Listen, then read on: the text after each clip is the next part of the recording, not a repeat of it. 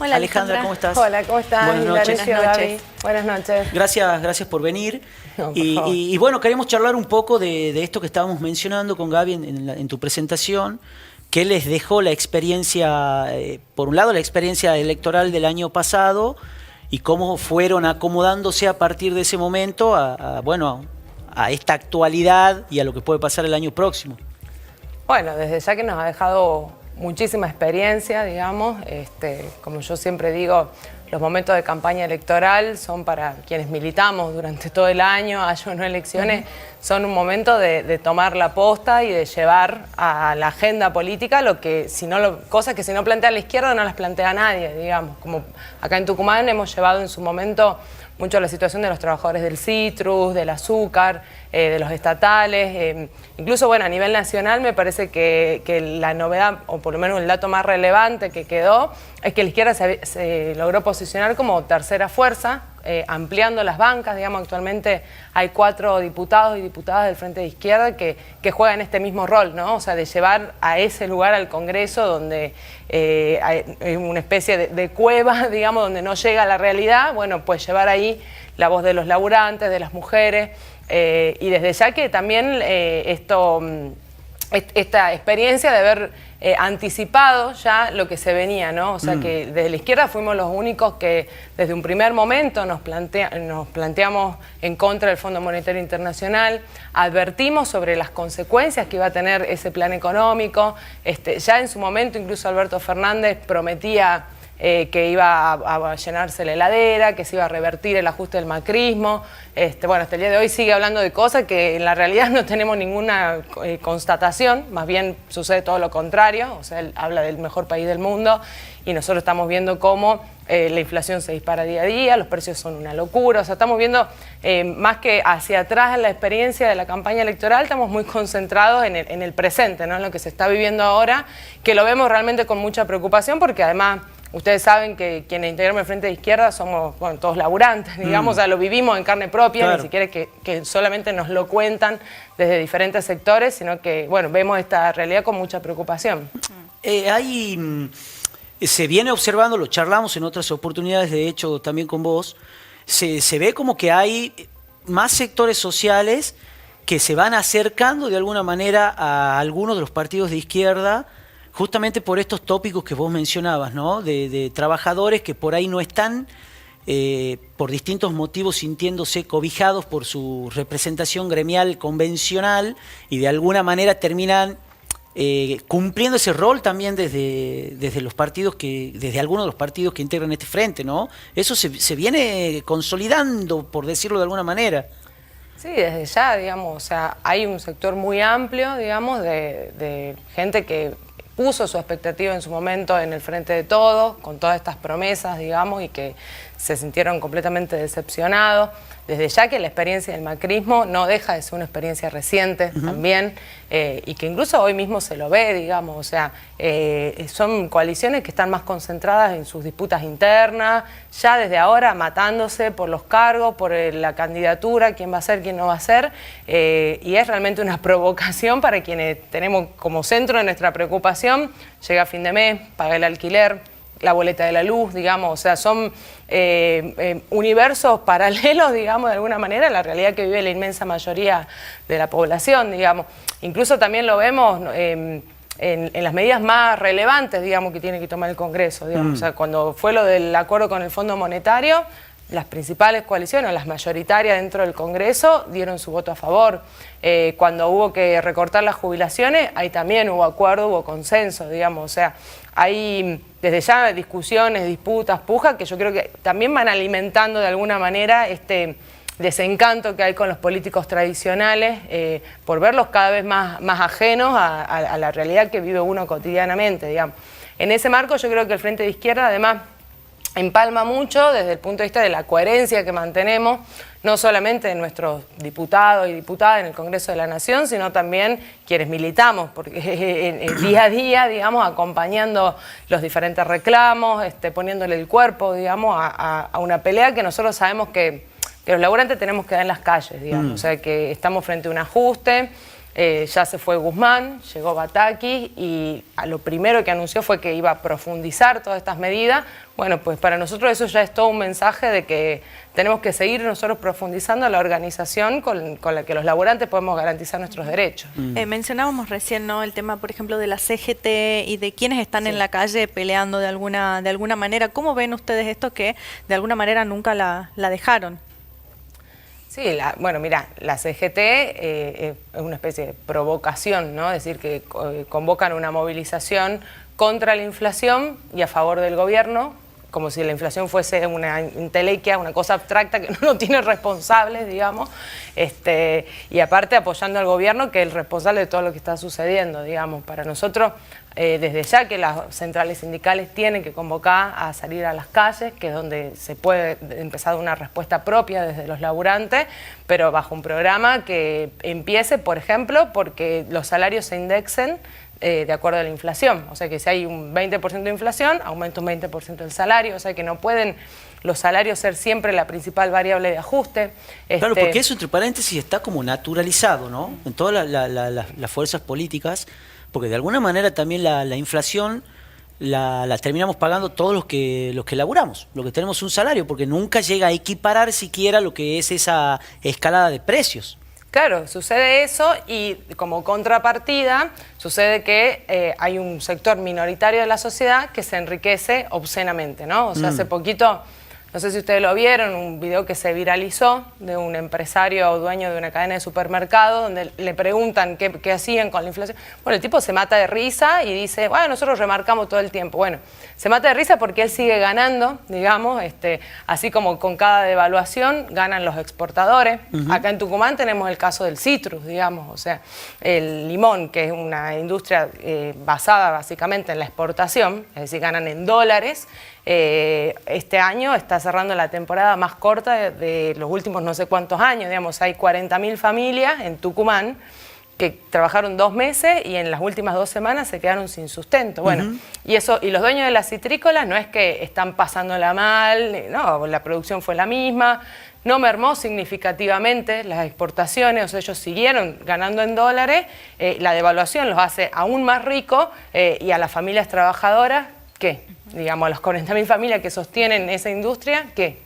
Hay 2 temas que están en discusión en el ámbito nacional y que tienen que ver, una, con el manejo de los planes sociales, ¿no? Sí. Y otra, con el salario universal. ¿Qué opiniones tenés respecto de esas 2 cuestiones? Bueno, desde ya digamos que con esta idea del salario básico universal nosotros no nos oponemos de ninguna manera a que haya un paliativo de emergencia para ayudar a aquellos que hoy no tienen nada, pero sí somos conscientes que no puede de ninguna manera ser una salida de fondo, ¿no? Lo que nosotros planteamos es que todas las manos que hoy están disponibles, que hoy están desocupadas y que la inmensa mayoría, te digo, busca laburo, la pelea por trabajo genuino es una bandera de los movimientos sociales. Para nosotros hoy se podría empezar a dar respuesta si se redujese la jornada laboral a 6 horas, 5 días por semana. Hemos hecho un cálculo con algunos compañeros economistas que si esta medida se implementase solamente en las 12.000 más importantes fábricas del país, se podrían generar 1 millón de puestos de trabajo, que son más o menos los planes, digamos, que están hoy en discusión. Una medida que además ayudaría a que los que dejan la vida en el laburo con jornada de 10 o 12 horas puedan aliviar su carga laboral. Por supuesto, nosotros planteamos esto sin tocar el salario, digamos, o sea, lo planteamos como una verdadera salida al problema de la desocupación, ¿no? O sea, desde ya que hay paliativos, hay peleas que nosotros acompañamos. De hecho, yo hace poquito estuve en la Plaza Independencia en una jornada que hicieron los movimientos sociales, donde reclaman estos aumentos de emergencia, reclaman por la situación en los comedores también. Una señora ahí que organiza un comedor para 300 personas contaba que el gobierno les manda solamente polenta y yerba. Claro. Entonces, polenta y yerba, bueno, esas situaciones que hoy ameritan medidas de emergencia, desde ya, todas bienvenidas, digamos, pero lo que desde la izquierda en un sentido queremos siempre poner de nuevo sobre la mesa es cuál es el problema estructural y por lo tanto cuáles son las medidas de fondo que hay que tomar para resolver esto, ¿no? O sea, desde ya que hay una que tiene que ver con la atadura de la economía, o sea, que en Washington se decida cuánto se gasta para educación, cuánto va a salud, cuánto va a salario. Eso es una cosa inadmisible, digamos. La historia del Fondo Monetario Internacional es la historia del atraso y la dependencia de nuestro país.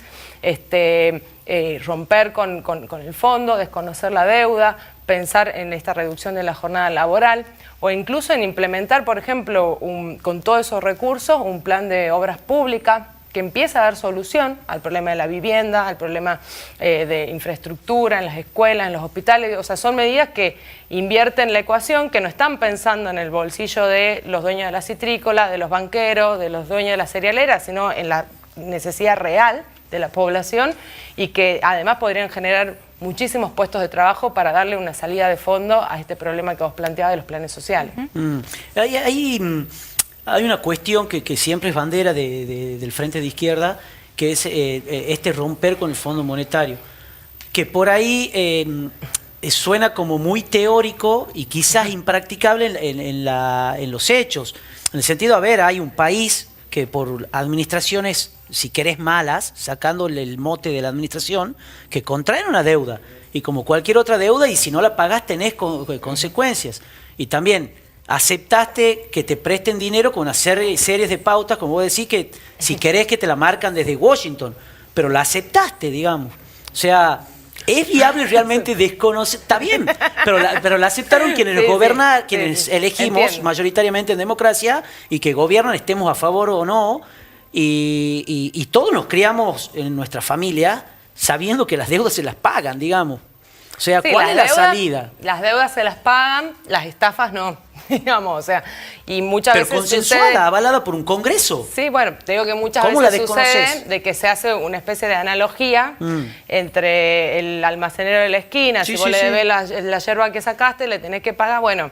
El Fondo Monetario Internacional es otra cosa completamente distinta, digamos, o sea, los mecanismos de estafa parten desde la dictadura, incluso de esta parte, o de mucho antes, digamos, pero tenés en el medio, se está pagando deuda privada, que se estatizó con Cavallo, se está pagando una deuda que la adquirió el gobierno de Macri y que no fue a la construcción de hospitales, de escuelas, al revés. O sea, el gobierno de Macri se fue dejando un desastre toda la economía y lo que entró por la deuda se fugó idénticamente, digamos, en proporciones idénticas.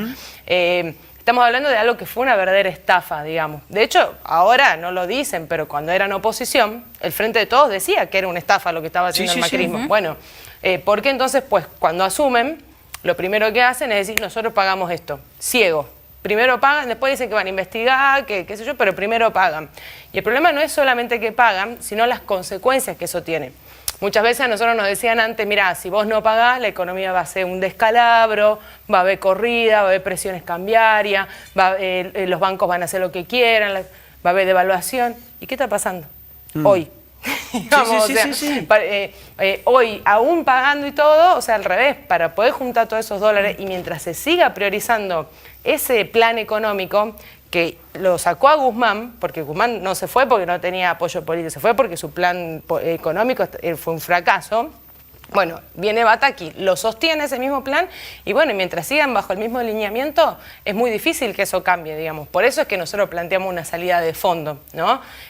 Planteamos una salida que tiene a los trabajadores en las calles, que empieza por el desconocimiento soberano de la deuda, pero que además implica un montón de medidas que tienen que ver con los recursos naturales, con el gas, con la minería, con el petróleo, o sea, también una verdadera soberanía de los trabajadores sobre esos recursos, la banca misma, digamos, en la medida en la que se sigan fugando los dólares, la corrida cambiaria, lo que está pasando ahora con el dólar blue, lo llevan a 300, bueno, si hubiese una banca estatal de todos los ahorros nacionales, única, bajo control de los trabajadores, esas cosas no pasarían. Y todo ese ahorro, el que yo te digo, tranquilamente se podría volcar a un plan de obras públicas, o sea, a darle respuesta seria a los problemas serios que hay, ¿no? Yo me reía, porque es gracioso, si no fuese trágico, digamos, que vino el presidente el 9 de julio, nosotros hicimos una movilización importante de la izquierda el 9 de julio, todo, bueno, Alberto Fernández inauguró 100 viviendas en el Manantial Sur. O sea, y además en su propio discurso terminó admitiendo que es una obra que había empezado hacía 10 años, porque dijo, la empezó Cristina, o sea, hacía 10 años, estuvieron 10 años para hacer 100 viviendas en una provincia que tiene un déficit habitacional de mínimo 200.000, digamos. Bueno, o sea, es una especie de, podríamos decir burla o podríamos decir de evidencia de dónde están puestos los intereses, digamos. Entonces, un plan de obra pública en ese sentido también podría generar trabajo, volcar todos esos recursos a las necesidades sociales que hoy son primordiales, invertir las prioridades, que es lo que planteamos desde la izquierda. Volviendo al ámbito provincial, Sí. local, digamos, ¿no? Bueno, el año que viene hay elecciones de renovación total de autoridades. ¿Cómo se están preparando ustedes? ¿Cómo están viendo el escenario provincial, no? Bueno, por cómo se está moviendo el oficialismo provincial y también Juntos por el Cambio. Bueno, vemos eso, una réplica a escala local de lo que son las internas nacionales, digamos. Yo personalmente la sigo, digamos, o sea, la discusión de del otro, si se van alineando o no. Más que la proyección de las candidaturas hacia el año que viene, lo que más prestó atención es cuáles son el rol que hoy están jugando las diferentes alas de las dos coaliciones, y me parece que por parte de Juntos por el Cambio hay una presión permanente para que el ajuste aún sea más profundo. Están alentando a las patronales agrarias, a todos estos sectores que también aprovechan, digamos, para sacar una parte más grande de la torta.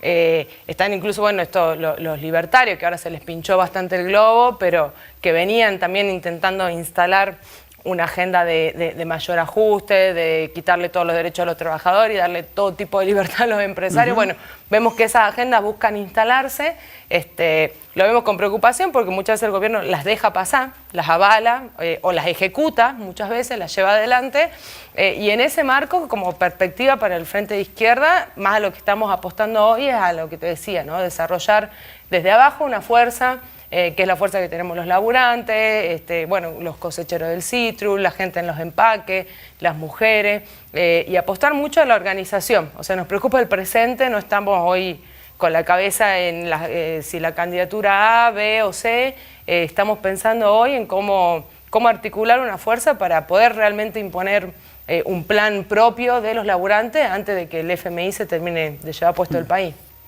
Gracias, Alejandra, por la visita. No, muchas gracias a ustedes, chicos, por el espacio. Y se va a laburar. Se va a trabajar, claro, vamos se va a trabajar. corriendo. Sí.